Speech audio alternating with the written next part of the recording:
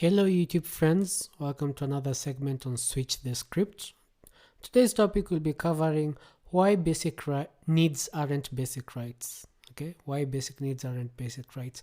Now, when you look at our constitution, yes, it will say that every Kenyan has a basic right to housing, has a basic right to food, and also to healthcare. Now, why I say basic needs aren't basic rights? Because a right you use simultaneously without a cost to a different person. So I don't have to pay a cost for something. And you'll notice that when it comes to housing, the Constitution, yes, it will say that you have a right to housing. The Constitution will say you have a right to food. But if you're going to go to rent a housing unit, if you don't pay for it, you'll be kicked out because that's private property. Okay, good, that's a good and that's a service being sold to you, and there are prices attached to it. Someone built housing units with profit in mind, so you can just invoke your rights to someone and expect things for free. That's not how it works. Now, if you look at rights, why I said rights are something that can be used simultaneously by different people without a cost to anyone. And you're finding like the right to speech.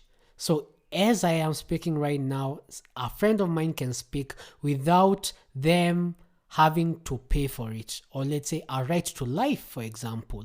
Okay, we are all using it simultaneously without a cost to any one of us. Now, if you're looking at housing, you'll have to pay for it so you can stay there.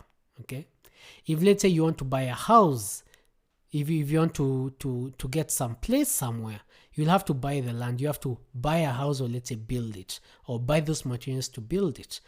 If you're going to access food, well, you could pick fruits from the forest. That's one option. But if let's say you're going to go to a food vendor somewhere, you can just take someone's food and say, you know what, I have a constitutional right to food. That just doesn't work. Okay. And also when it comes to healthcare, now this will be really controversial because healthcare, yes, it has been put forth as a right, but healthcare is a good and a service. And one thing that you have to consider that those services, someone had to sit through class, also sit through training, so they can acquire skills, then sell those services to you. So you can't really declare to a doctor that you have to treat me because that's my right. Because if you don't have the money or the consultation fee that he asks for, then I don't think you have any right to violate someone's personal liberty. Okay, so when it comes to that, I'll talk about the healthcare aspect on a different segment, but you should keep in mind that basic needs aren't basic rights, and you using the government to force someone else to offer you that what you call a basic need for free, that's a violation of someone's personal liberty. And don't be surprised when the same thing is done to you by the same government that you used once when you didn't have those basic needs. And that's my take for today. Till next time.